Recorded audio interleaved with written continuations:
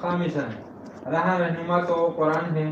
آپ جیسے ان لوگوں کے لیے جو قرآن کے نور کے تخت آ گئے ہیں، آپ صورتوں کے آغاز میں پائے جانے والے الف لام میم، الف لام را اور ہا میم جیسے حروف مقطعات میں غور کریں، سمجھے اور دیکھیں کہ قرآن کیسا شافی مشفق جیسا بیدار رہنما اور مقدس نور ہے.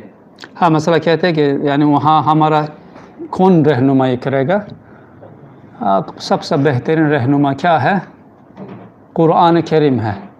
یعنی محشر میں، آخرت میں، کیونکہ لوگ ایسا حالت میں ہو جائے گا کہ لوگ نہیں جانے گا کہ میں کیا کروں.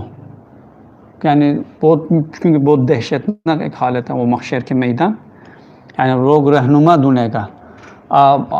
محشر کے میدان میں انسان کے لیے سب سے بہترین رہنما انشاءاللہ قرآن ہو جائے. جس نے قرآن کے پڑھا، اس کے اوامر کی اتباع کیا، قرآن کے راستہ میں چلا، انشاءاللہ قرآن میدان حشر میں، محشر کے میدان میں انسان کے لیے کیا ہو جائے گا؟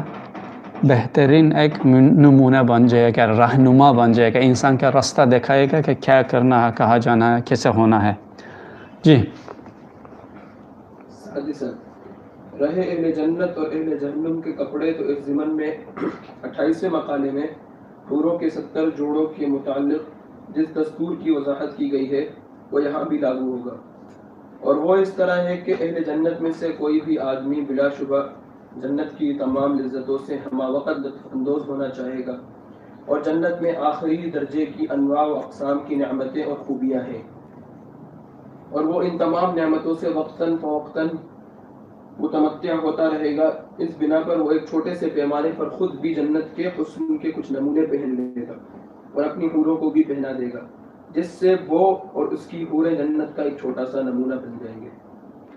ہاں، اسے یوں سمجھے کہ جس طرح ایک انسان اپنے گھر کے چھوٹے سے باغیچے میں تمام علاقے کے پھول اکٹھے کر لیتا ہے، یا جس طرح ایک دکاندار ایک لسٹ میں اپنی دکان میں پائے جانے والا تمام سامان اکٹھا کر لیتا ہے، یا پھر جسے کوئی آدمی اپنا لباس اور اپنے گھر کا ساز و سامان ان مختلف قسم کی مخلوقات کے نمونوں پر بنا لیتا ہے جن میں سے اسے کوئی تصرف حاصل کرتا ہے، جن پر وہ حکم چلاتا ہے، اور یا اس طرح کی کوئی اور مناسبت رکھتا ہے. اسی طرح اہل جنت میں سے کوئی انسان، اور خاص کر اس وقت جب کہ اس نے اپنے تمام حواس اور معنوی آلات کے ساتھ بندگی کی ہو اور وہ جنت کی لذتوں کا مستحق ہو گیا ہو، اسے اور اس کی حوروں کو رحمت الہیہ کی طرف سے ایسا لباس پہنا دیا جائے گا جو جنت کے ہر قسم کے حسن و جمال کو کچھ اس انداز سے آشکار کر دے گا کہ اس کے تمام حواس کو راضی کر دے گا، اس کے تمام آلات کو نواز دے گا، اس کے تمام لطائف کو ذوق آشنا کر دے گا. ہاں مسئلہ جنت کے لوگوں کے لباس کیسے ہو جائے گا، یہ بھی ایک سوال ہے. یعنی مولانا بدرزمان سعید نصیر رحمہ اللہ نے ہمارا بتاتے ہیں کہ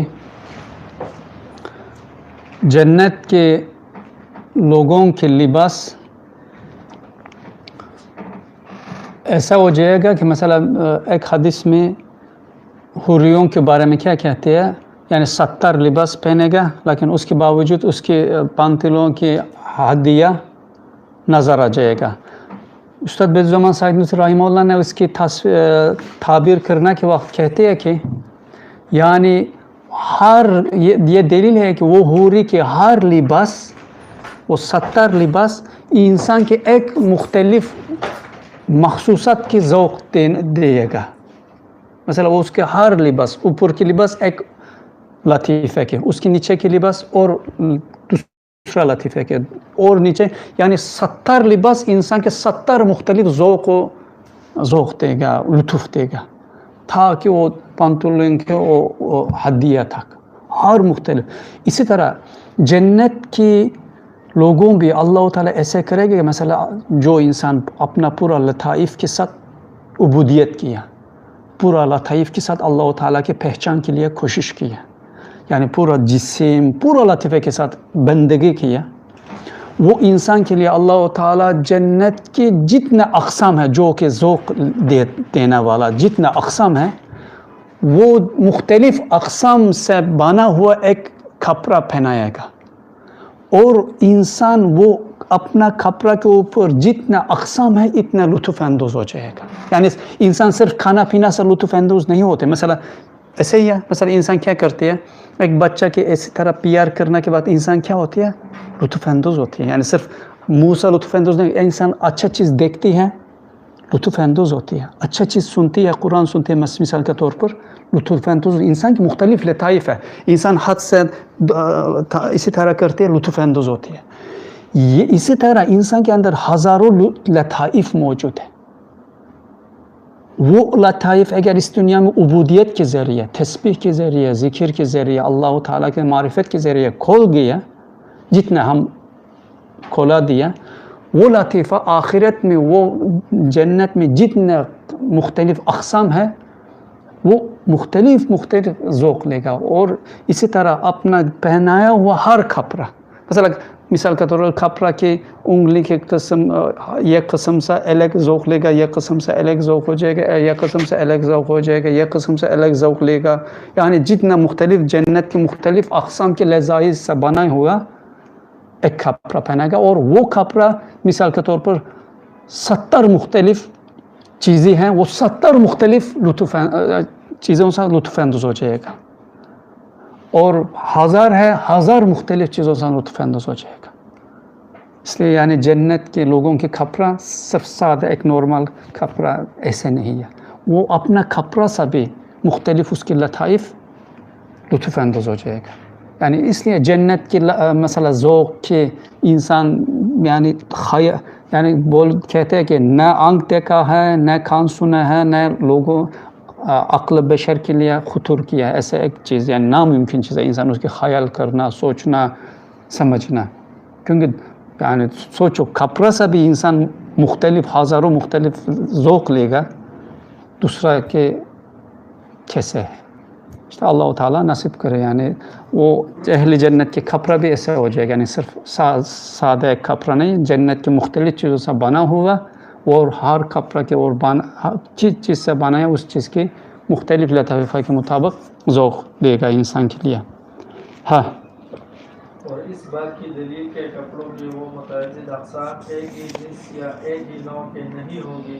وہ حدیث ہے جس کا مفہوم کچھ یوں ہے, پورے کپڑوں کی 70 جوڑے پہنیں گی, لیکن اس کے باوجود ان کی پنڈلیوں کی ہڈیوں کا گودا نظر آ رہا ہوگا, وہ کپڑے اسے چھپا نہیں رہے ہوگے. مطلب یہ ہے کہ ایسے بہت سے مراتب ہوں گے جو اوپر والے جوڑے سے لے کر نیچے والے جوڑے تک حواس, احساسات و مشاعر کے ذائقوں کو مختلف پہلوں سے گونا گو حسن و جمال کے ذائقوں سے نہال کریں گے. رہے اہل جہنم تو انہوں نے چونکہ اپنی آنکھوں, کانوں, عقل و دل و ہاتھوں اور پاؤں یعنی اپنے تمام اعضاء و جوارح کے ساتھ گناہوں کا ارتکاب کیا ہوگا, اس لیے بلا شبہ انہیں ایسا لباس پہنایا جائے گا جو مختلف اجناس کے ٹکڑوں سے بنایا گیا ہوگا. وہ لباس انہیں جہنم میں ان اعضاء و جوارح کے حساب سے دکھ دے گا اور عذاب سے دوچار کرے گا, اور ان کے لیے بجائے خود ایک چھوٹی سے جہنم کا روبدار جائے گا. اور یہ چیزیں حکمت اور عدالت کے منافی نظر نہیں آ رہی ہیں. ہاں, مثلا اہل جہنم کے کپڑا کیسا ہو جائے گا. مثلا اہل جہنم کے کپڑا, جس طرح اہل جنت اپنا کپڑا سے لطف اندوز ہوتی ہے, اہل جہنم بھی مختلف اعضاء سے گناہ کیا, آنکھ سے, کان سے, عقل سے, اپنا لطیفہ سے گناہ کیا, انکار کیا, جہنم کے مستحق بن گیا. وہ بھی جہنم کے مختلف اقسام سے ایسا ایک کپڑا پہنے گا کہ وہ اس کے کپڑا بھی جہنم میں جتنا عذاب کے اقسام ہے اس کے مخصوص, وہ کپڑا سے بھی عذاب محسوس کرے گا. نارمل عذاب ہے لیکن اس کے کپڑا بھی مختلف عذاب بھی اس کا دے گا. جس طرح اہل جنت کے کپڑا مختلف لذائذ اہل جنت کے لیے دے گا, اہل جہنم کے کپڑا بھی ان کے لیے مختلف عذاب دے گا. یعنی صرف نارمل جہنم کے جالنا نہیں, وہ پہنایا ہوا کپڑا سے بھی, مثلا انسان کی علم مختلف, مثلا سر کی درد الگ ہوتی ہے, پیٹ کی درد الگ ہوتی ہے, جلنا کی درد الگ ہوتی ہے, کاٹنا کی درد الگ ہوتی ہے. مثلا انسان بہت مختلف درد محسوس کر پاتے ہیں. اسی طرح جہنم بھی مختلف عذابیں ہے. وہ اہل جہنم بھی، وہ جو جہنم کی مختلف چیزوں سے کپڑا پہنا ہے، وہ مختلف چیز اس کا مختلف مخصوصات کے لیے عذاب دے گا، تکلیف دے گا.